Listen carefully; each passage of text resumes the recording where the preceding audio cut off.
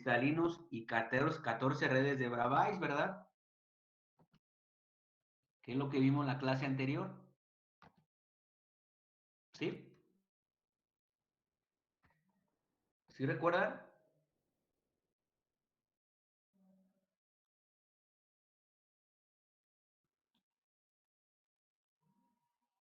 ¿Sí recuerdan o no?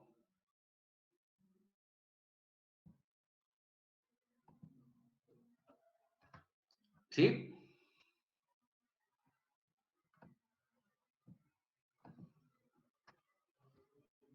¿Me escuchan o no? Sí. ¿Sí me escuchan? ¿Sí?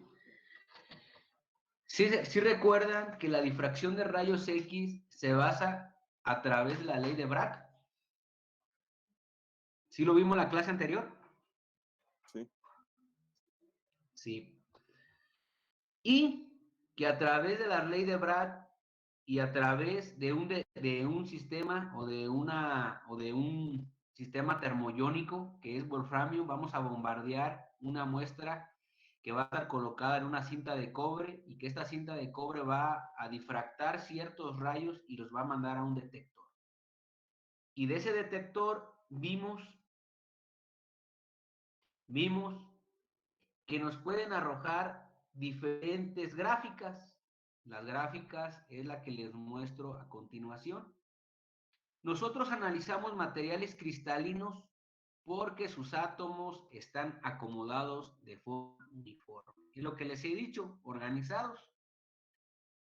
Cuando aplicamos la técnica de difracción de rayos X, el detector me va a arrojar una de estas 4 gráficas. La primera gráfica corresponde a un material cristalino, significa que va a arrojar varios picos,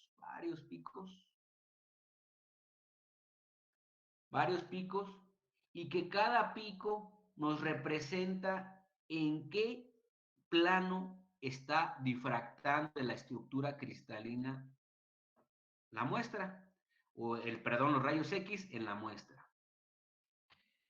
El eje de las Y es la intensidad y el eje de las X es el ángulo que está penetrando al material y que está difractando, como lo mostré en la clase anterior, según la ley de Bragg. Llega el electrón, una parte rebota en la superficie, otra parte penetra ciertos nanómetros que a la distancia entre los planos de átomos que se forman se le llama distancia interplanar. Penetra cierta distancia interplanar, también rebotan y estos electrones difractados son los que va a detectar el difractómetro. Si va a detectar ese difractor, el detector los va a mandar a un monitor y el monitor nos va a arrojar estas gráficas. Haciendo un poquito más, ¿cómo se llama? ¿El eje X qué dijo que representaba? ¿Mande? ¿El eje X qué dijo que representaba? La intensidad de los electrones, la intensidad de los rayos X, Okay. intensidad. Y el eje de las X es el ángulo que la ley de Bragg establece que es 2 teta. Entonces, cuando encuentren este tipo de gráficas, significa que fue analizada por difracción de rayos X y que pertenece a un material cristalino. Si nos vamos a la gráfica del centro, si queremos analizar un líquido o un sólido amorfo, nos va a dar un pico muy ancho, un solo pico, aunque fuera una montaña, el cual pues no nos está representando nada, no nos dice nada la gráfica. Si analizamos un gas, nos va a dar un medio pico ancho, un medio pico. Y si vamos a analizar un material amorfo con mezcla con cristalino, vamos a encontrar que va a haber un pico muy ancho y encima de ese pico ancho va a haber piquitos bien definidos. Significa que es un material que tanto hay parte amorfa como hay parte cristalina. Y si estamos analizando un material cristalino y por ahí se les ocurre o no generaron un vacío donde está la muestra, porque todo se hace al vacío, significa que se contaminó de aire y vamos a obtener un pico similar al del gas, pero encima de ese pico va a haber piquitos bien definidos en el cual es una mezcla que se contaminó con aire y, y que es un material cristalino. Aquí la muestra no fue de la mejor, de una, no fue sacada de forma adecuada. La muestra se contaminó con aire y nos arroja este tipo de detalle. Se supone que estábamos viendo sistemas cristalinos, 7 sistemas cristalinos. ¿Cómo los vamos a determinar? A través de esta técnica, a través de lo que yo les mencioné. Y para eso, pues vamos a usar la ley de Bragg. Antes de entrar y antes de seguir con los cúbicos centrados en las caras, cúbicos centrados en el cuerpo, voy a dar una retroalimentación.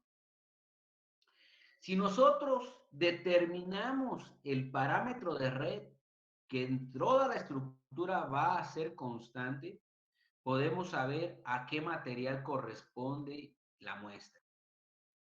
Nosotros recordando que la ley de Bragg dice que la longitud de onda es 2 veces a la distancia interplanar entre el ángulo que está incidiendo en la muestra, y para calcular la distancia interplanar es igual al parámetro de red entre la raíz de h al cuadrado más k al cuadrado más l al cuadrado. Si yo despejo de estas dos fórmulas la distancia interplanar, me surge la siguiente ecuación. Seno al cuadrado de teta sobre h cuadrado de teta más k cuadrado de teta más l al cuadrado es igual a lambda al cuadrado sobre 4a al cuadrado. Lambda es la longitud de onda y A es el parámetro de red. Esos siempre van a permanecer constantes. Recuerden que los rayos X tienen una longitud de onda de un Armstrong. Significa 1 por 10 a la menos 10 metros. Si esto va a permanecer constante y yo determino el ángulo donde está incidiendo el material dentro de mi muestra y conozco los índices de Miller, que es lo que nos representan los planos en donde está incidiendo los rayos X, esto va a ir variando conforme vamos escaneando nuestra muestra.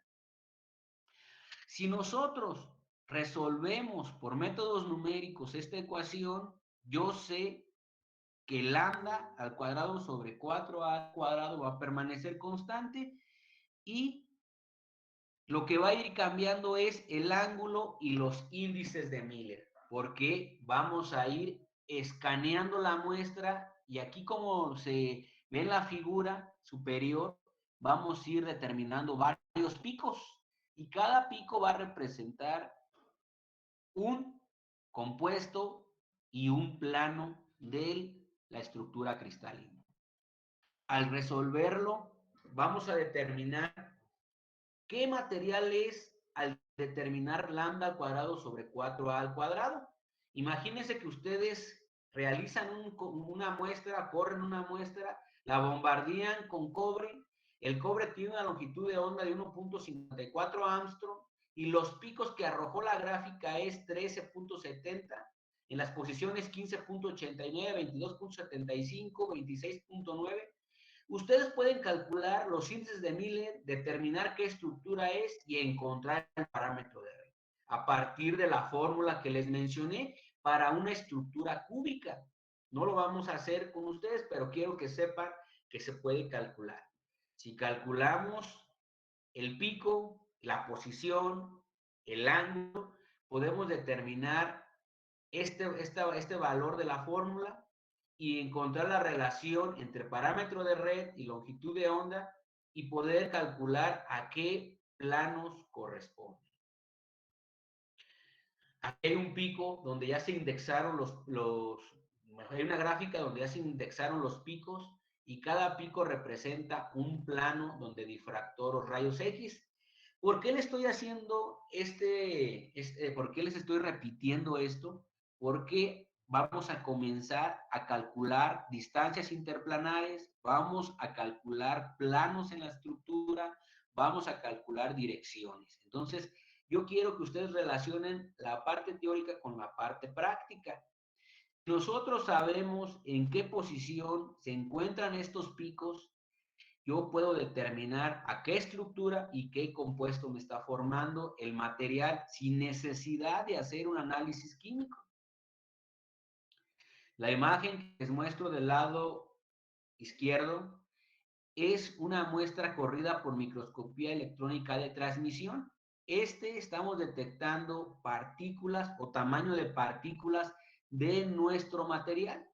Aquí podemos visualizar que las partículas miden menos de 50 nanómetros. Un nanómetro es por 10 a la menos 9 metros. O sea, ustedes con el ojo humano, todos con el ojo humano no podemos visualizarlo, sino con técnicas ya avanzadas.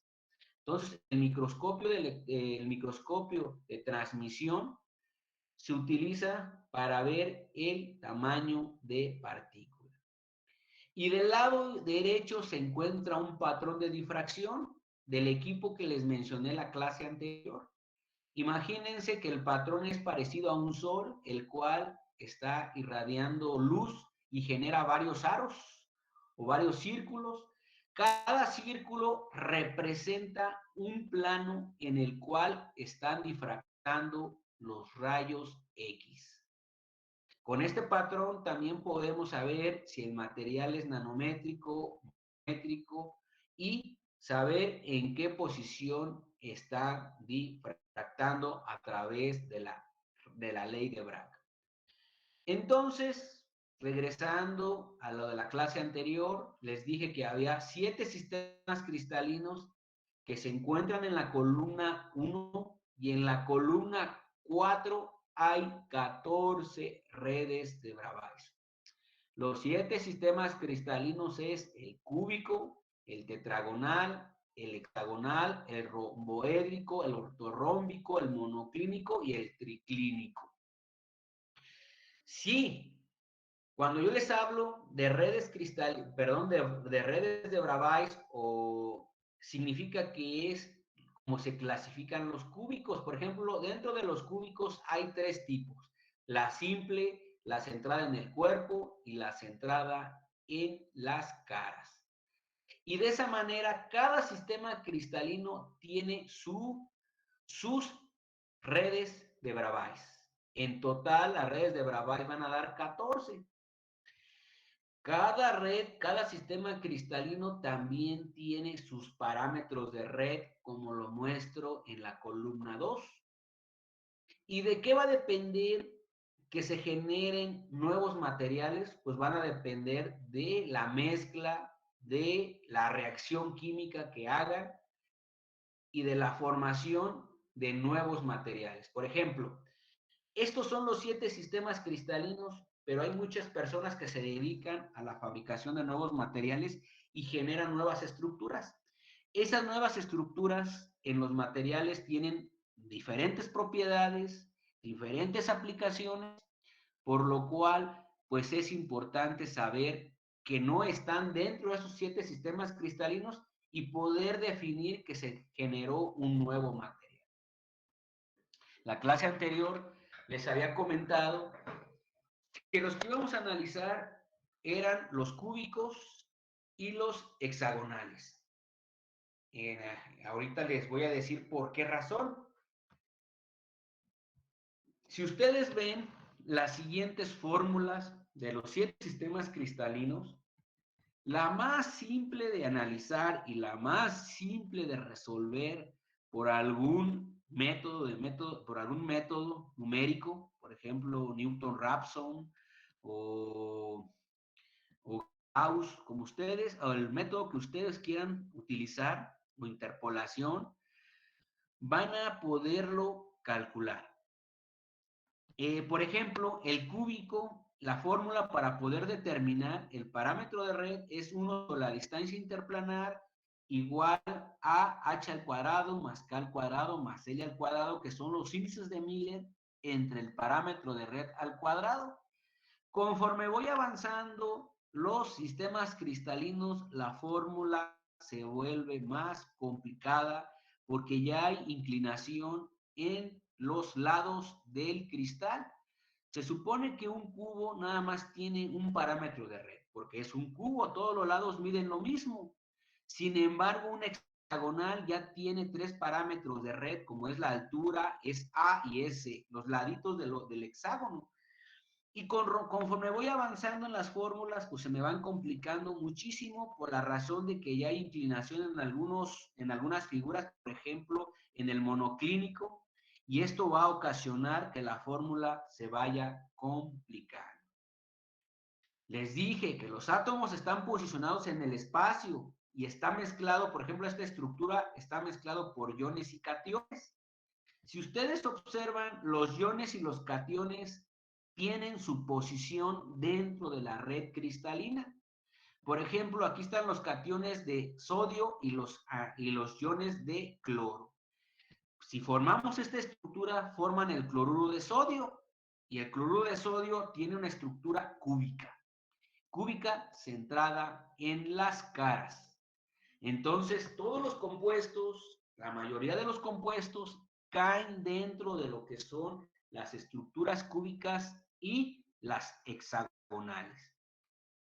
Les había mencionado que cada estructura tiene su tabla periódica. En la tabla periódica aparece su estructura cristalina, aparece a qué elemento corresponde. Por ejemplo, los de color verde son líquidos, los de color negro son sólidos y los de color rojo, por ejemplo, el H es gas. Entonces, con una tabla periódica podemos identificar qué zona corresponde a los sólidos, qué zona corresponde a los líquidos, y de esta manera poder identificar si es un gas o si es un líquido, si ustedes todavía no se familiarizan con la tabla periódica. Entonces, llegando hasta aquí, pues creo que no hay ninguna duda de cómo se determina la estructura cristalina y algunos compuestos mediante difracción de rayos X. ¿Sí quedó un poquito más claro?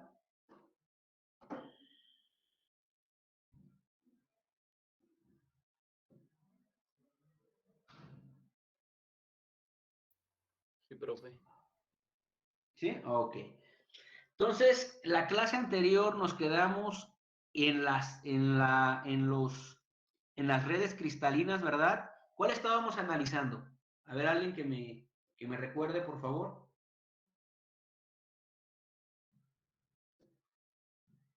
¿Ninguna todavía? Ninguno. ¿Ninguna? No, ¿No profe. analizamos ninguna red? No, creo que apenas íbamos a comenzarlas. Ah, ok. Bueno, vamos a comenzarlas. Entendiendo cuál es la técnica, les voy a mandar esta diapositiva para que vean las partes fundamentales de lo que les estoy explicando.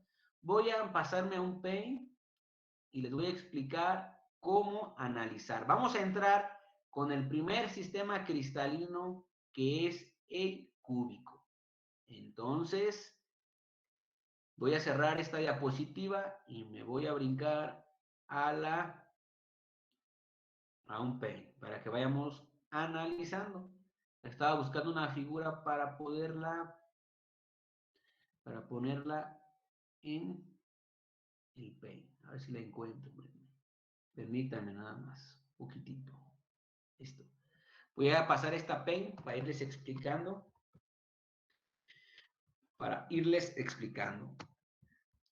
Recuerden que estamos analizando materiales cristalinos. ¿Por qué razón analizamos materiales cristalinos? ¿Quién puede participar? Porque es ¿Por qué creen que estamos analizando? A ver, dime. porque es una de las que normalmente están presentes en los materiales que usamos, que vamos a usar como ingenieros. Porque los materiales cristalinos significa que sus propiedades son homogéneas. Si fuera amorfo, En un lado soportaría 20 megapascales y en otro lado soportaría 30 y en otro lado soportaría 100 y en otro lado soportaría 1 megapascal. Significa que los átomos no están acomodados de forma ordenada. Por lo tanto, pues no nos sirve en ingeniería. Entonces, voy a presentar el Paint. Nuestros materiales que vamos a analizar son cristalinos, así como lo muestro en la imagen. Imagínense que esta red cristalina es la unión de varios cubitos, de varios cubos. Y esos cubitos representan la estructura cristalina del material. Por ejemplo, que yo le cortara este pedacito a esta estructura, se la quito y es un cubo y la coloco aquí como está esta imagen. Ese pedacito de la red cristalina lo voy a llamar celda unitaria. ¿Por qué celda unitaria? Porque yo sé que es una red cristalina y sé que los átomos están acomodados de la misma manera en todo el material. Por lo tanto, si yo analizo una celda unitaria de este material, significa que todas las demás van a ser iguales, porque van a tener la misma propiedad, las mismas características. Si fuera amorfo, en un lado tendría un cubo, en un lado obtendría un hexágono, en otro lado tendría un tetraedro, en otro un octaedro, y lo cual sería muy complicado analizarlo. Tendríamos que analizar toda la estructura del material y eso sería casi imposible. Aparte de que pues un material amorfo en ingeniería no nos sirve. ¿Por qué? Porque sus propiedades no son homogéneas. Sin embargo, un material cristalino, como está ordenado, le quitamos un pedacito a esta red cristalina que representa todo el material y lo llamamos celda unitaria. A todos los lados de esta figura de la celda unitaria y a los ángulos como beta, gamma y alfa, A, B y C, se les llama parámetros de red. Les voy a mostrar una imagen de la cual pues está representando los 7 sistemas cristalinos, que ya lo vimos, pero para poderlo recordar y retomar el tema es importante volverlo a presentar. Si ustedes observan, esta imagen la saqué de aquí. Hay 7 sistemas cristalinos: cúbica, tetragonal, ortorrómbica, hexagonal, monoclínica, triclínica y trigonal. Vamos a analizar la cúbica. Y dentro de la cúbica pasa lo siguiente. Entonces, el tema que vamos a ver es movimiento atómico. Y el movimiento atómico, ¿en qué consiste?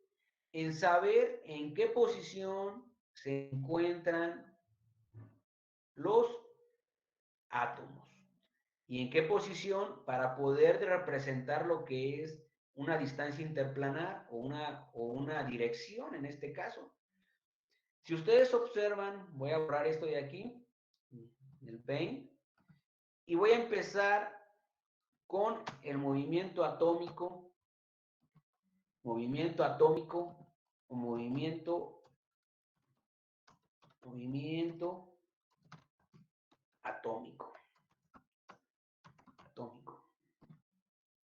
El movimiento atómico, para poder ver este tema, vamos a ver la estructura o el sistema cristalino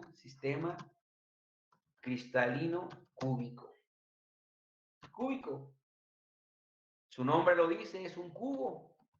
Para poder representar este sistema cristalino cúbico, vamos a dibujar nuestros planos cartesianos. Esto sí, no lo olviden porque va a ser muy complicado calificar o visualizar cómo lo resolvieron. Primeramente vamos a comenzar con la cúbica centrada en las caras. Voy a dibujar mi celda unitaria, que es un cubo, y este cubito me va a representar mi celda unitaria. Para eso yo tengo que poner mis planos cartesianos. Yo le voy a poner que este sea Z, que este sea X, que esta sea X y que este sea Y, perdón. Vamos a ponerlo así. Y. Entonces ya tenemos representando aquí nuestra celda unitaria en un plano cartesiano en 3 dimensiones. Todos los que van en dirección a donde está dibujada la celda unitaria van a ser positivos. Positivos en X, positivos en Z, positivos en Y. ¿Qué va a pasar si se va al sentido contrario? Hacia acá, X es negativa, Y es negativa hacia acá y Z es negativa hacia abajo. Significa que hay coordenadas positivas y coordenadas negativas. Si yo quiero analizar mi estructura BCC primero, cúbica centrada en las caras. Cúbica centrada en las caras. Mi estructura cúbica centrada en las caras tiene átomos, tanto en los vértices, en todos los vértices tiene átomos, en todos los vértices. En todos los vértices tiene átomos. En todos los vértices.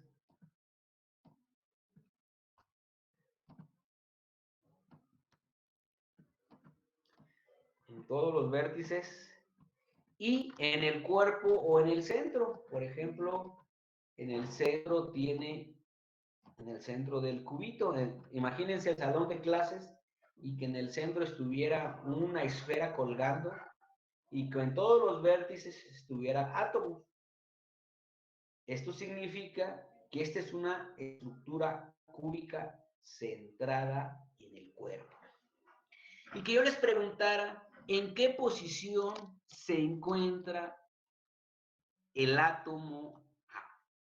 El átomo A va a ser el átomo que voy a pintar de color negro. Este átomo A. ¿Qué posición tiene ese átomo? Si yo quiero saber la posición del átomo A, si yo quiero saber la posición del átomo A, pues para mí va a ser muy sencillo. Me coloco en el origen, que está aquí, ese es mi origen, y veo hacia dónde se dirige. Por ejemplo, primeramente en X y después en Y. Significa que voy a recorrer este camino. Primero en X, en Z no hay nada, y después me voy a Y. Entonces, como es mi celda unitaria, la celda unitaria vale la unidad en sus lados. Significa que mi posición de mi átomo A se encuentra en la posición 1, 1, 0. Y lo voy a representar mediante 1,0 como coordenadas. Significa que la posición de mi átomo A se encuentra en la posición A1,1,0. Si yo les pidiera la posición de un átomo X, un átomo B, el cual se localiza en la posición menos 1,1,1. Si ustedes ven, este átomo se encuentra en menos 1, 1, 1, donde se localiza dentro de la celda unitaria. Si yo me coloco en el origen, como lo hice en el ejemplo A, si lo coloco aquí, si me coloco en el origen, y a partir de ahí cuento o posiciono el átomo B, sería menos 1 en X. Si me voy para acá, yo sé que es positivo, si me voy para acá es negativo. Pero ¿qué estaría pasando? Ya estaría dibujando otra celda unitaria. Otra celda unitaria, ya serían dos celdas unitarias. Entonces, eso ya no sería válido dentro de nuestra celda. Ya no estamos analizando una celda unitaria, sino ya estamos analizando dos celdas unitarias. Eso, para evitar eso, vamos a trabajar dentro de la celda unitaria. Si yo tengo X negativa, voy a hacer un cambio de origen y me voy a posicionar aquí. ¿Por qué razón? Porque si yo comienzo de aquí para acá, significa que X es negativa. Y después en Y para acá es positiva y Z para acá es positiva. Entonces mi átomo B se localiza en esta posición. Y esta posición es mi átomo B. ¿Preguntas? Profe, entonces en el átomo A es 1 en X, 1 en Y y 0 en Z. Así lo... Exactamente. Para mí el primer número es X, el segundo número es Y y el tercer número es Z. Exactamente así como lo mencionas. Nada más que si hay números negativos, hay que cambiar de origen. Ustedes tienen que ver en qué origen lo deben de colocar para que cumpla con las coordenadas que me está manejando la posición del átomo. ¿Alguna pregunta? ¿Ninguna?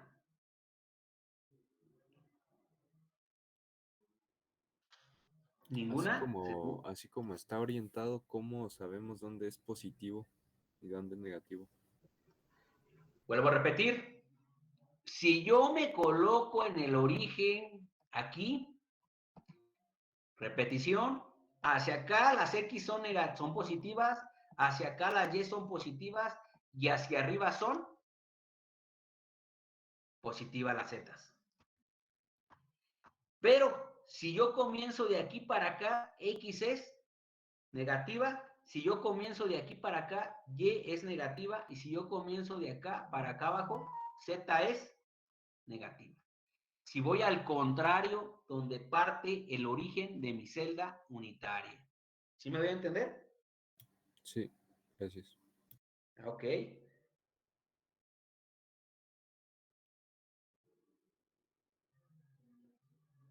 Entonces, si ya no hay dudas, yo les podría decir o podría preguntarles cuántos átomos tiene esta celda unitaria.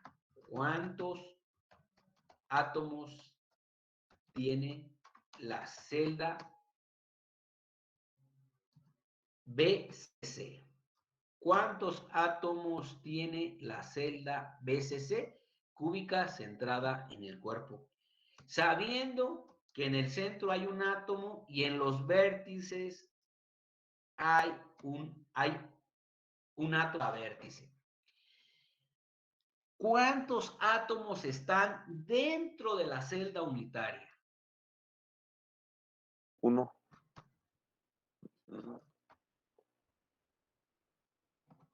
A ver, uno, ¿quién más? ¿Cuántos átomos están dentro de la celda? A ver, dime. Son 9 átomos. 9 átomos. Al parecer, se da la idea de que hay 9 átomos.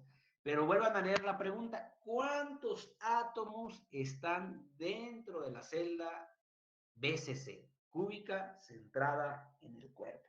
Dentro. Si están dentro, sería solo el único que está dentro, ¿no? Sería uno. Sería nada más uno. ¿Qué pasaría si yo les dijera que en esta estructura BCC hay dos átomos? Dos átomos. Que les dijera, hay dos átomos. ¿Por qué hay dos átomos? Porque se supone que en cada vértice, en los 8 vértices, hay un octavo de átomo y en el centro hay un átomo. Si hay un átomo en el centro y un octavo en cada vértice, sumen los 8 vértices de un octavo, les da un átomo. ¿Por qué razón? Voy a dejar de presentar y les voy a mostrar una imagen de internet para que ustedes vean cómo está esa estructura. Aparentemente aquí en la imagen que yo les muestro se ve, pues no se ve claramente la imagen.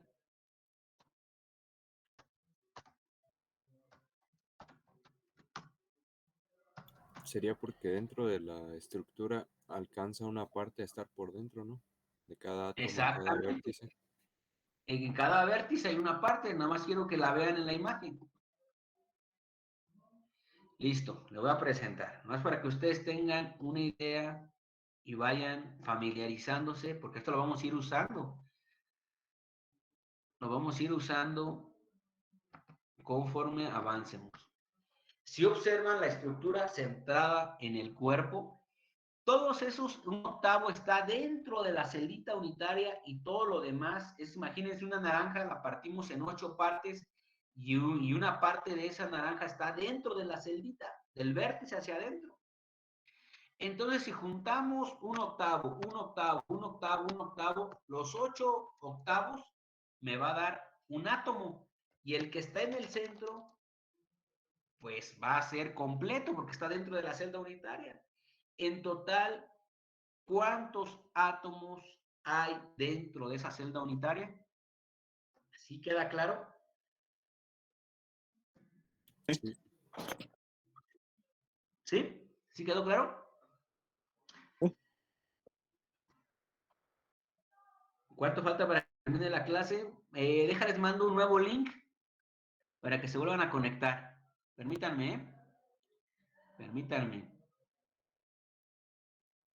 Que se va a acabar la clase y nos va a dejar a medias. ¿Quedó claro? ¿Sí? Sí, que dentro se encuentran dos átomos.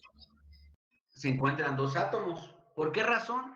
Porque un octavo en cada vértice de toda la esfera, un octavo se encuentra dentro de la estructura. Las otras partes están fuera de la celda unitaria. Estamos analizando la pura celda unitaria.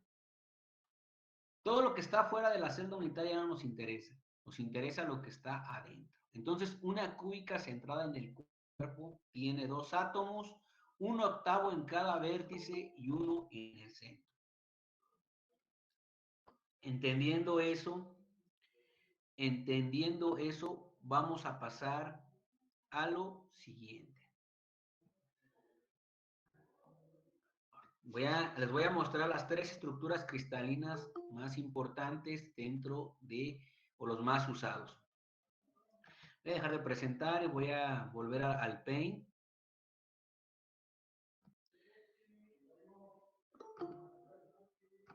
Y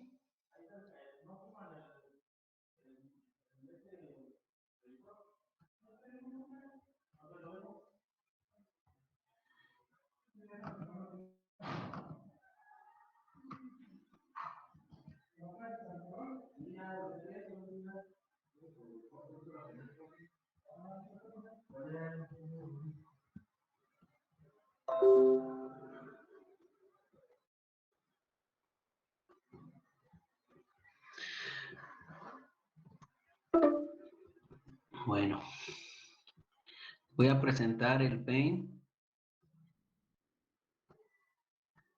Nos permitan un poquitito. Voy a regresar nuevamente a las estructuras. Si ven el Paint, ¿verdad? ¿Sí se ve? Sí, profe. Sí, profe. Ok, ya vimos la estructura cúbica centrada en el cuerpo. Ahora vamos a ver la estructura FCC. Y la estructura FCC es cúbica centrada en las caras. En las caras. Y esta estructura cúbica centrada en las caras, voy a dibujar nuevamente mi plano cartesiano. Voy a volver a dibujarlo. Y al tener su plano cartesiano, voy a dibujar la celda unitaria. La celda unitaria, pues esta es muy sencilla de dibujar, no hay gran ciencia. La dibujan. Ahorita en los planos cartesianos no los estoy tomando en cuenta, pero los dibujo al final. Pero más adelante va a ser necesario dibujarlos anticipadamente. Aunque nosotros ya tomamos como referencia que este eje es Z, este eje es y este eje es X. Para la celda cúbica centrada en las caras, hay átomos también en todos los vértices. En todos los vértices. Y estos vértices, pues igual que en la cúbica centrada en el cuerpo, hay en todos los vértices. Y como su nombre lo dice, en las 6 caras hay átomos. En las 6 caras hay átomos. En las 6 caras hay átomos. Si yo les dijera cuántos átomos tiene una estructura cúbica centrada en el cuerpo, ¿cuántos átomos tiene una estructura FCC? ¿Cuántos átomos tiene una estructura FCC? ¿Cuántos tiene? Podrían ser 2 también, ¿no? 4. Podrían ser 4. Tiene 4 átomos. Exactamente, tiene 4 átomos. ¿Por qué razón? Pues porque ya sabemos que en los vértices hay un octavo y todos los vértices forman un átomo y en la cara está nada más la mitad dentro y la mitad afuera. Y ahorita lo vamos a ver en una imagen para que ustedes vean cómo está representada una estructura FCC. Entonces, me voy a la estructura FCC.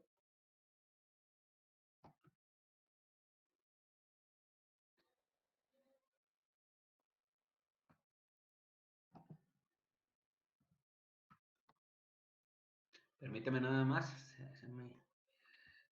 Ok, me voy a la estructura FCC.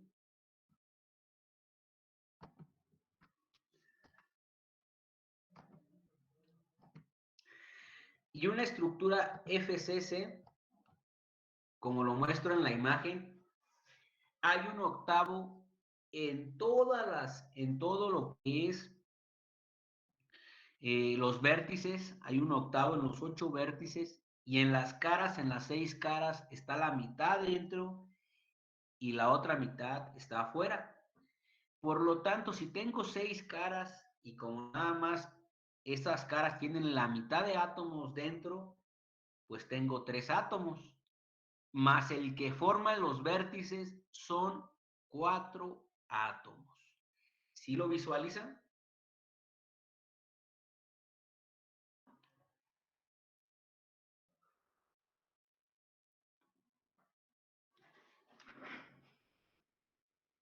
Sí. Sí, profe. Ok. Entonces, ya sabemos cuántos átomos hay en una cúbica centrada en las caras y en una cúbica centrada en el cuerpo. Si yo les preguntara cuántos átomos hay dentro de una estructura simple. Una estructura simple nada más tiene átomos en los vértices. ¿Cuántos átomos tiene una estructura cúbica simple? Un átomo nada más. Un átomo nada más. Un átomo. Bueno, acabando de saber cuántos átomos tiene cada estructura, podemos generar una fórmula. Una fórmula para determinar el número de átomos que hay dentro de una estructura cúbica. Entonces, número de átomos totales dentro de una celda unitaria cúbica va a ser igual a el número de átomos que están en los vértices sobre 8 más el número de átomos que están en las caras sobre 2 más el número de átomos que está en el cuerpo, en el centro. Número de átomos en el centro. Me va a dar el número de átomos totales que tiene una celda cúbica o un sistema cristalino cúbico. Y la fórmula funciona. Ustedes a simple vista, dijo su compañero, en la cúbica centrada en las caras, en los vértices hay 8. Pones el número 8, 8 entre 8, 1. En las caras hay 6, 6 entre 2, 3. En el centro no hay ninguno. 1 más 3 me va a dar 4 átomos en la estructura cúbica centrada en las caras, según la fórmula que acabamos de definir. No se las quise mostrar anticipadamente porque muchos no entienden cómo están los átomos y se van directamente a la fórmula. Pero ya para calcular distancias interplanares, para calcular direcciones, para calcular planos y para calcular densidades, es necesario que ustedes se imaginen la estructura. Y ahorita ya se grabaron cómo está una estructura cúbica centrada en las caras y cómo está una cúbica centrada en el cuerpo. Y se están imaginando cómo está la simple. La simple no tiene ni átomos en las caras ni en el cuerpo. Entendiendo esto, vamos a entrar a un concepto distinto. Vamos a entrar a un tema que continúa de este, que se llama factor de empaquetamiento. El factor de empaquetamiento es la capacidad que tiene el material de poder recibir otro elemento para fabricar la aleación. Recuerden que les dije cuando iniciamos el curso que las estructuras llegan a un momento en que los elementos de aleación ya no los van a aceptar. ¿Por qué razón? Pues porque la estructura llega a su máximo. Y si llega a su máximo, pues ya va a ser muy complicado que acepte más elementos. Es como cuando ustedes les digo, cuando les comenté, perdón, cuando les dije que si ustedes tenían mucha comida y esa comida, pues en realidad llega un momento en que se saturan de comida y no van a poder ya comer más. Entonces también en las estructuras ya no permite aceptar más. Entonces el factor de empaquetamiento para cada estructura va a ser distinto. Para cada estructura va a ser totalmente distinta.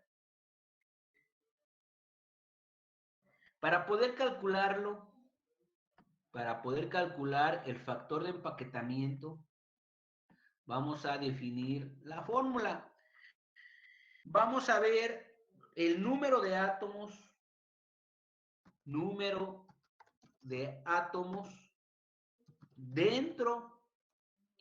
de la estructura cristalina, número de átomos dentro de la estructura cristalina, por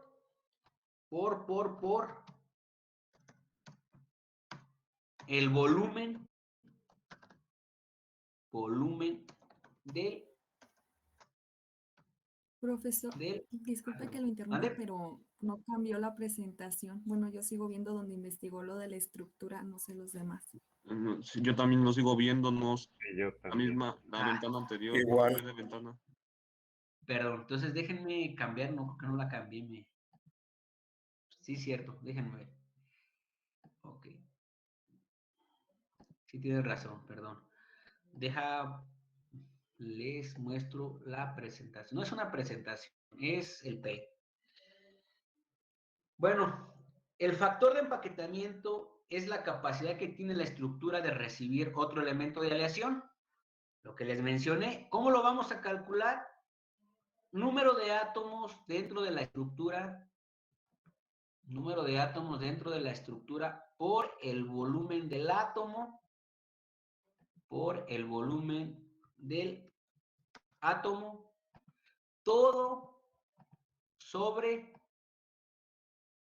todo sobre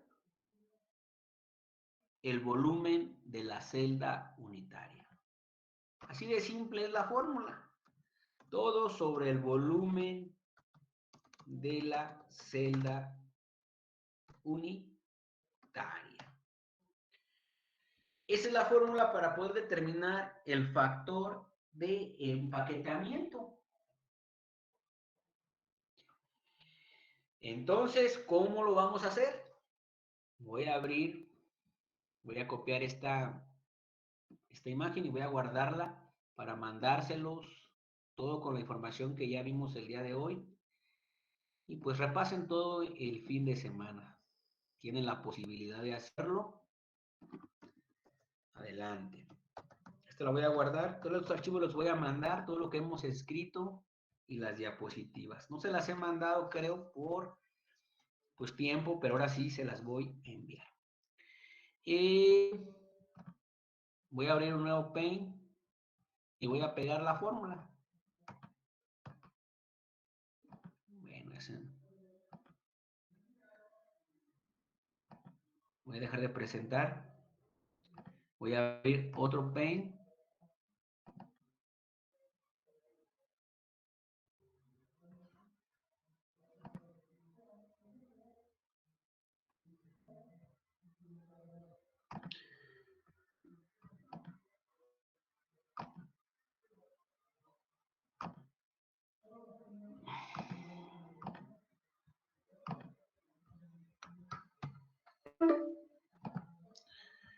Permítame nada más. Me deja. Listo.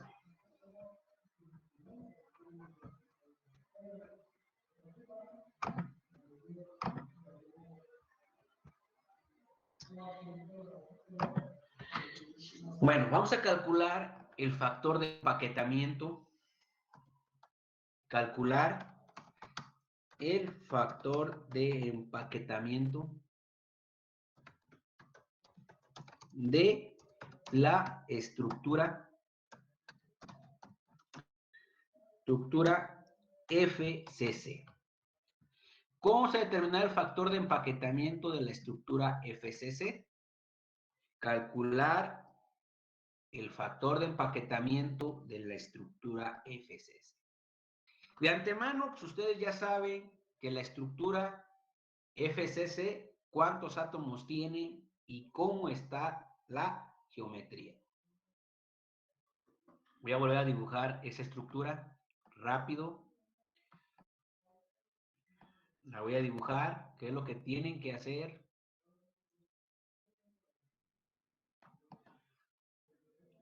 Voy a poner en este lado, creo que puse Z, en este lado puse Y y en este X. Y voy a dibujar mi celda unitaria. Mi celda unitaria, pues ya ustedes ya la conocen, la estructura FCC. Voy a dibujar mi estructura FCC.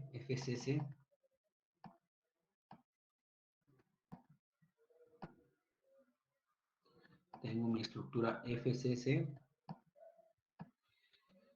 Y al tener mi estructura FCC, pues yo sé cuántos átomos tiene.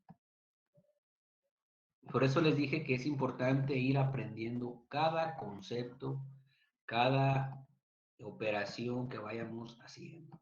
Sabemos que tiene átomos en todos los vértices. Esto ya lo sabemos. Esto ya es repetitivo. Ya lo sabemos que hay en los vértices y en todas las caras. En esta cara, en esta cara, en esta cara, en esta cara, en esta cara. En las 6 caras hay átomos. En las 6 caras. Entonces, para determinar el factor de empaquetamiento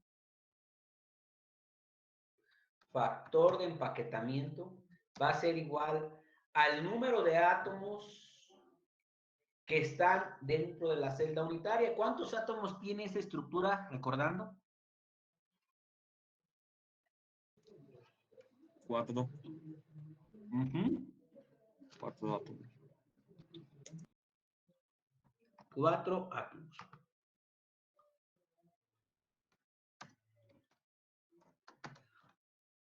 Cuatro átomos. Por el volumen del átomo. ¿Qué geometría tiene el átomo?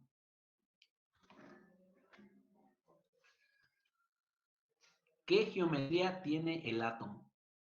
Circular. Podría ser uno. Esférica. Esférica, es una esfera, exactamente. Y para calcular el volumen de una esfera es 4/3 que multiplica a pi, a 3.14, es pi, 3.14, 16 son los 3.14, por el radio del átomo al cuadrado. Átomo al cuadrado, R al cuadrado. Lo voy a poner más chiquitito aquí arriba. R al cuadrado. 4/3 de pi por radio al cuadrado es el volumen de una esfera. ¿Cómo calculo el volumen de la celda unitaria? ¿Cómo se le llama a la distancia que hay de aquí a aquí? ¿Cómo se le llama? La distancia que hay de aquí a aquí. ¿Cómo se le llama? Lado. ¿Quién puede? ¿Cómo? Es el lado. Es el lado de un cubo, pero ¿cómo se le llama en redes cristalinas? ¿Cómo se le llama a esos lados? Parámetro de red. Se le llama parámetro de red. Es la distancia que hay de un átomo a otro átomo y en un cubo lo representamos con una A. Este vale A, este vale A y este vale A. Como es un cubo, A es igual. El parámetro de red de un cubo pues es igual todos los lados. Si fuera un rectángulo, pues ya no sería igual un lado, sería A y B. En este caso es A y A, que es el parámetro de red. El volumen de un cubo, ¿cómo se calcula? El volumen de un cubo, ¿cómo se calcula? Pues en este caso sería el parámetro de red al cuadrado. Al cubo, digo, al cubo. Al cubo, exactamente. Perdón, al Al cubo. cubo. Me Sí, al cubo. A por A, por A, por A. A al cubo. Ya tengo el factor de empaquetamiento. Si yo conozco el radio atómico de esta estructura, pues sería fácil el radio atómico de cada átomo y conozco el parámetro de red de la celda unitaria, puedo calcular el factor de empaquetamiento para cualquier material, molibdeno, titanio, vanadio, aluminio. En este caso, pues como no conozco ni el parámetro de red, ni el radio atómico, tengo que hacer una función matemática que el parámetro de red me dé en función del radio o el radio en función del parámetro de red. Para eso voy a trazar una línea que me corte el mayor número de átomos. ¿Qué parte creen de la estructura cristalina que me corta el mayor número de átomos? ¿Cuál línea? ¿Creen que esta línea, la voy a dibujar aquí, creen que esta línea me corta el mayor número de átomos o esta línea o en una cara así, una diagonal? ¿Dónde creen que corte el mayor número de átomos la línea? Una cara de diagonal. En una cara, exactamente. Entonces voy a sacar esa cara de esa celda unitaria, la voy a dibujar aquí, así, y yo sé que hay átomos aquí, en el centro, hay un átomo aquí, hay un átomo, perdón, aquí, y aquí así está, ¿sí o no? Está así. Bueno, medio malhechona, pero ahí está. Yo sé que la distancia que hay de aquí a aquí y esta diagonal es esta de aquí así. Esta figura es esta cara. Y yo sé que este lado mide A y este lado de acá, acá, también mide A y A. ¿Sí o no? Si yo quiero calcular la hipotenusa de este triángulo rectángulo, porque es un triángulo rectángulo de esa cara, es un triángulo rectángulo, ¿está? Triángulo rectángulo. Yo voy a aplicar el teorema de Pitágoras, que para mí este es H, la hipotenusa. H es la diagonal que está cortando esa cara. Si yo aplico el teorema de Pitágoras, dice que h al cuadrado va a ser igual a al cuadrado más a al cuadrado, que son los catetos. Entonces, todos están al cuadrado, al cuadrado, al cuadrado. Si yo quiero eliminar la h al cuadrado, para poder eliminar el cuadrado en ambos lados los voy a elevar a la raíz, según la ley de los exponentes. La ley de los exponentes dice que si yo elevo ambos lados de la igualdad, no voy a alterar la ecuación. En ambos lados estoy elevando la raíz. En ambos lados estoy elevando la raíz. La ley de los exponentes dice que este con este se van. Imagínense, 1 medio por 2 me da 1, entonces h me quedaría así.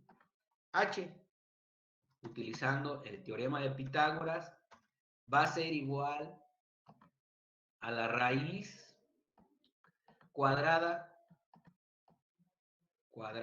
de a al cuadrado más a al cuadrado. De a más a al cuadrado. Entonces, este es a al cuadrado más a al cuadrado. Pero yo sé que H, ¿cuántos radios atómicos está cortando? H, ¿cuántos radios atómicos está cortando? ¿Quién me puede decir? 3. ¿Seguro que 3?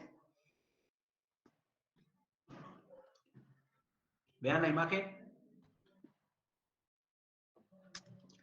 2. ¿Dos radios?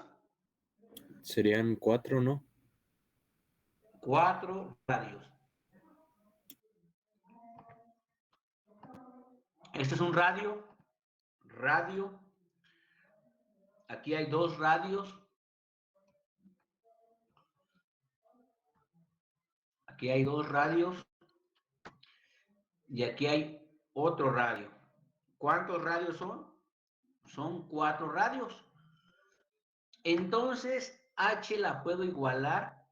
H va a ser igual a 4 radios. ¿Sí ven? Es igual a 4 radios. ¿Preguntas?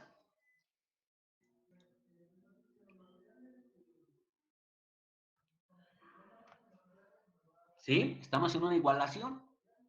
Entonces, algebraicamente,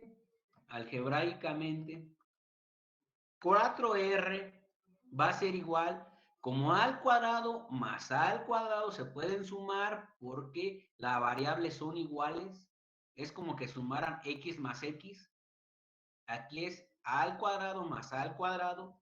Va a ser igual, algebraicamente va a ser igual a 2A al cuadrado. Y aplicando la ley de los exponentes, la raíz con el cuadrado se va y me va a quedar 4R, que es igual a 2A. Y si despejo el radio,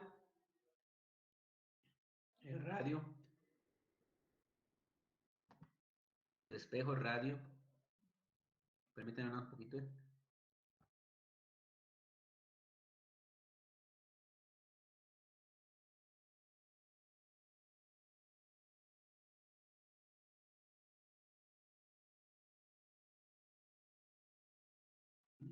Listo. Si despejo el radio o el parámetro de red, cualquiera de las dos cosas, voy a obtener lo siguiente. Va a ser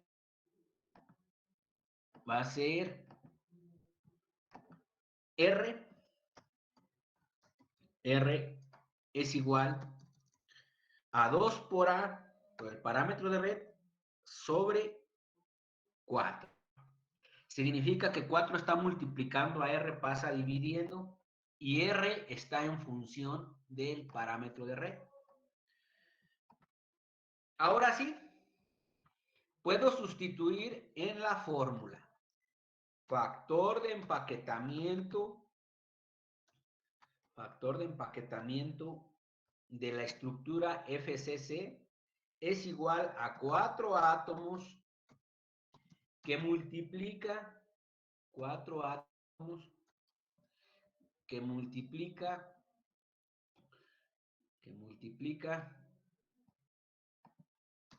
a el volumen de la esfera o del átomo, que es 4 tercios de por pi, que es 3.14,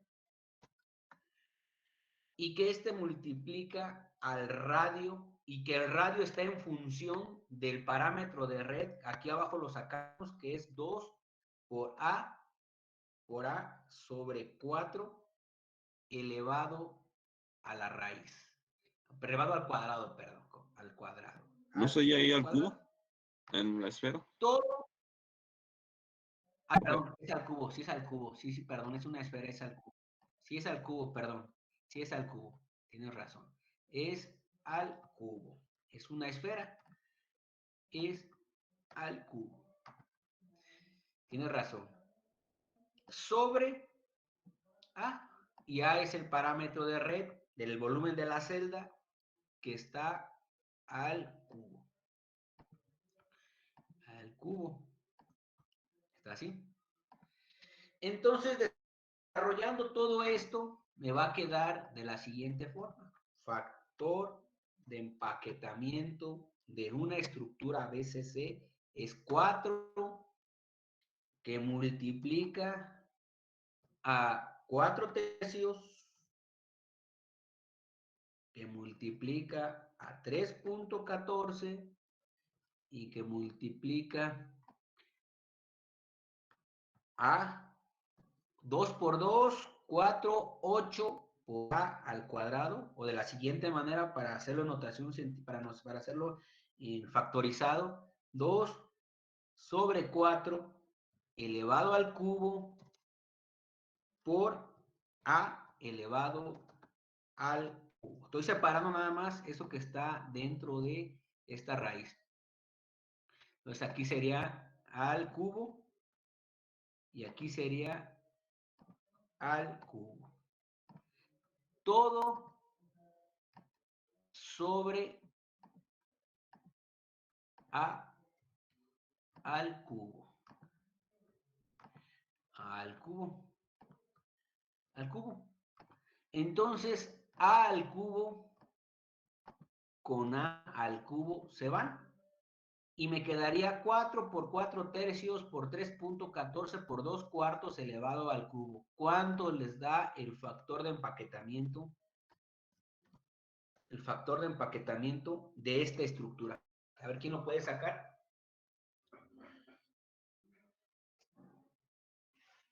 ¿Cuánto les da?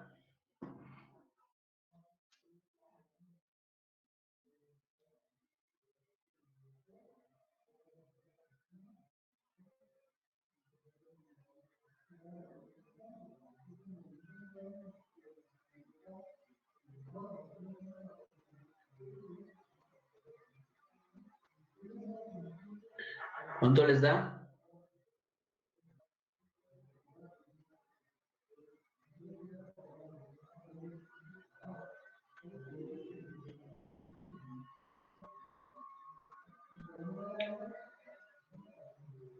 ¿Cuánto les da?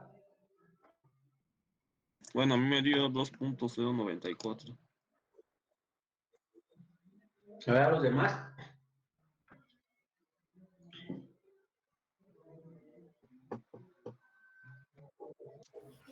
A mí igual. Igual, profe. Igual. ¿Les da igual? ¿Seguros?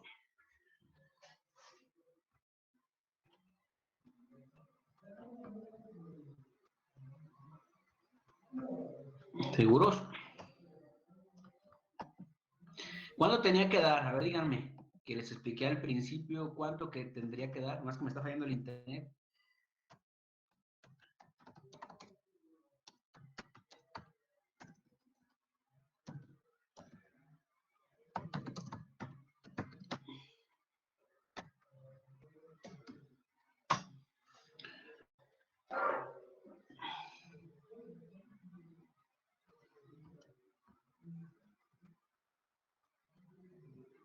¿Cuánto les da?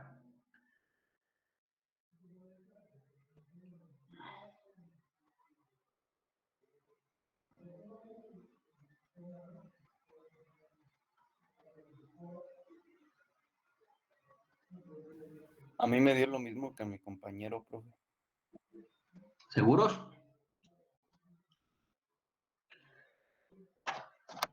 ¿Seguros, seguros?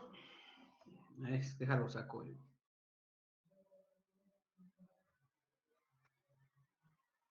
¿Alguna duda? ¿Alguna duda? ¿Dudas? Antes de seguir avanzando, ahorita vamos a corroborar el resultado.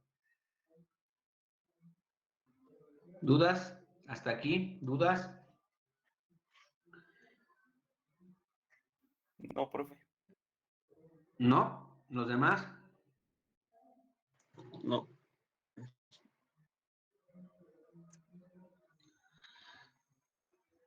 ¿Seguros que no?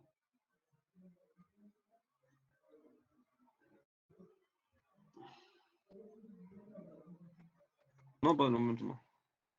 Todo bien. ¿No? ¿Los demás? No, ¿Qué tal? ¿Qué les parece? no escuché cuánto les dio a mis compañeros, profe, pero a mí me dio 2.09, creo que algo similar dijeron, es que se me cortó. Creo que sí dijeron algo similar. Sí dijeron algo similar.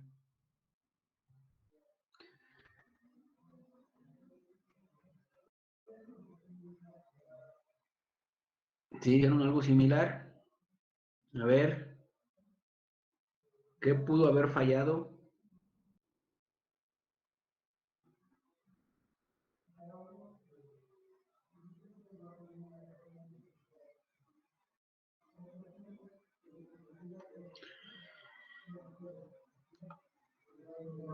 ¿No hay preguntas?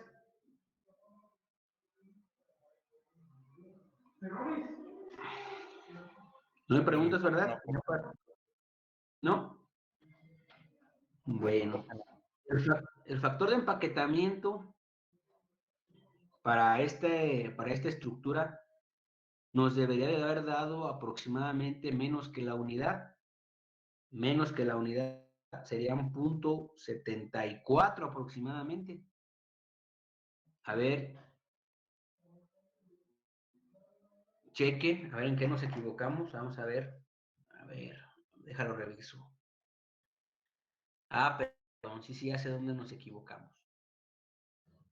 Aquí volé, por ejemplo, la raíz cuadrada, perdón, sí estaba viendo ahorita el procedimiento.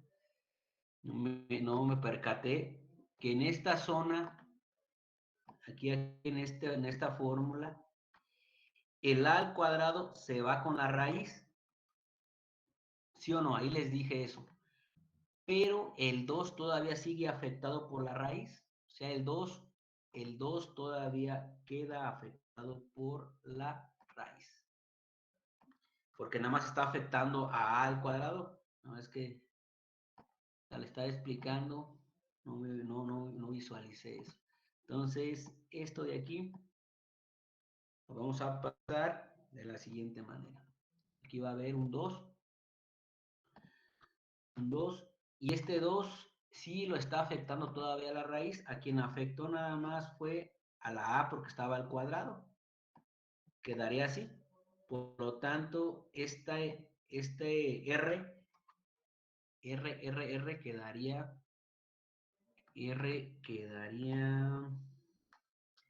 de la siguiente manera. Quedaría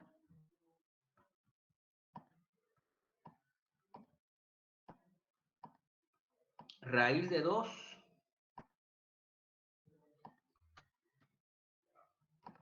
que multiplica a A, pero A está afuera porque A se eliminó con la raíz. Se eliminó con la raíz. Sobre 4. Sobre 4. Así como está despejado, sobre 4. Cuando despejamos 4R pasa dividiendo. Entonces, lo único que estamos haciendo es aumentarle la raíz al 2. Al 2 le estamos aumentando la raíz a este 2. Voy a hacerlo aquí. Entonces, si aquí está la raíz, lo voy a volver a escribir para no confundirlos.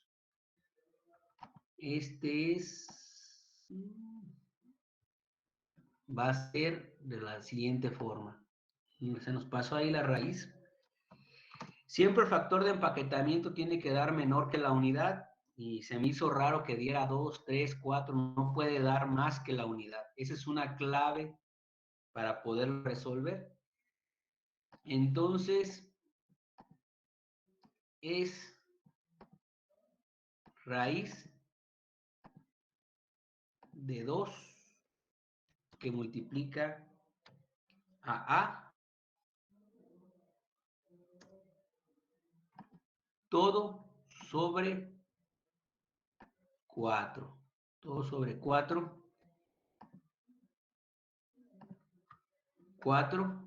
Y todo esto está elevado al... Todo está elevado al... Voy a hacer más grande ese.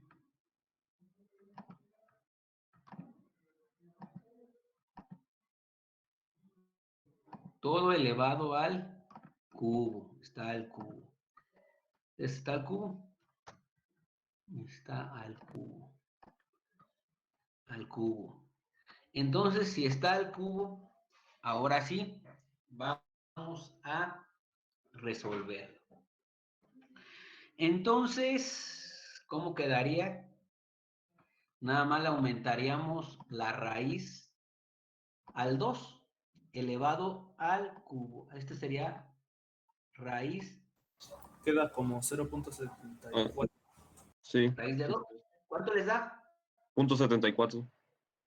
Igual Punto que 74. Punto 74 es el factor de empaquetamiento de esta estructura.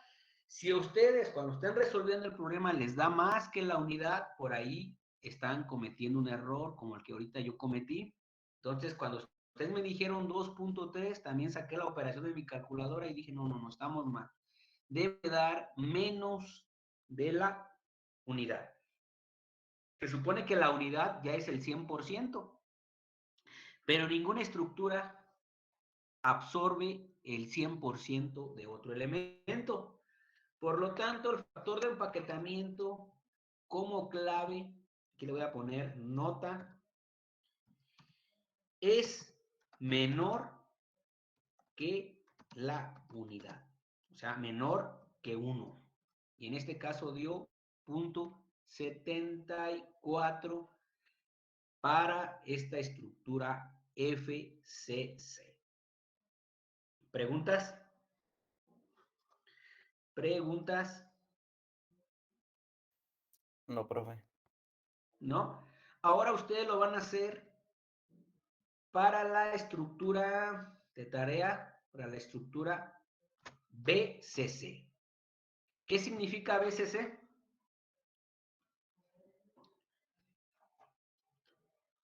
¿Qué significa BCC? Cúbica centrada en el cuerpo.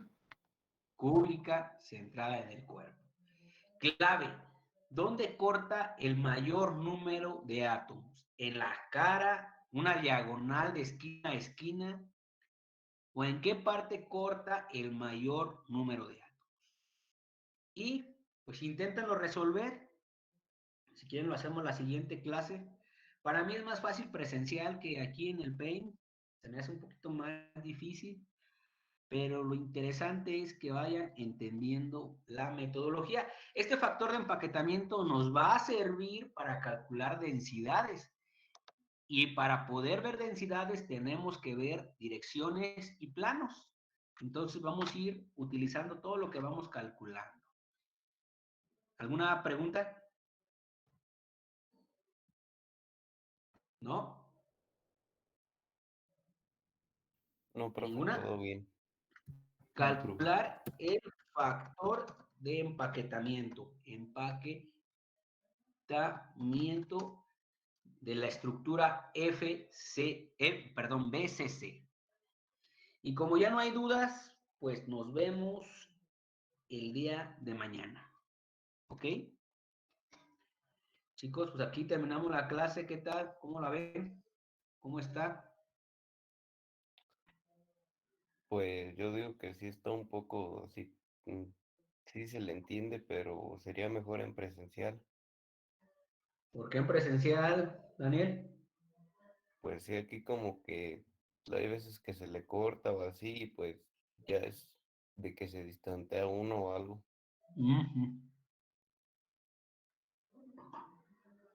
¿Los demás? ¿Qué dicen? Opino lo mismo que mi compañero. ¿Sí, Iván? Igual yo, profe. No se preocupe, ya nos veremos muy pronto. Hay una noticia que acaban de comentarnos el día de ayer. Yo les confirmo en la semana, pero ya el lunes nos vamos a presentar el 100% de los alumnos al TEC, es lo que nos acaban de comentar. Yo el día de mañana les confirmo si sí, será así, y ya nos estaríamos viendo el día lunes de forma presencial con todo el grupo, ¿sí?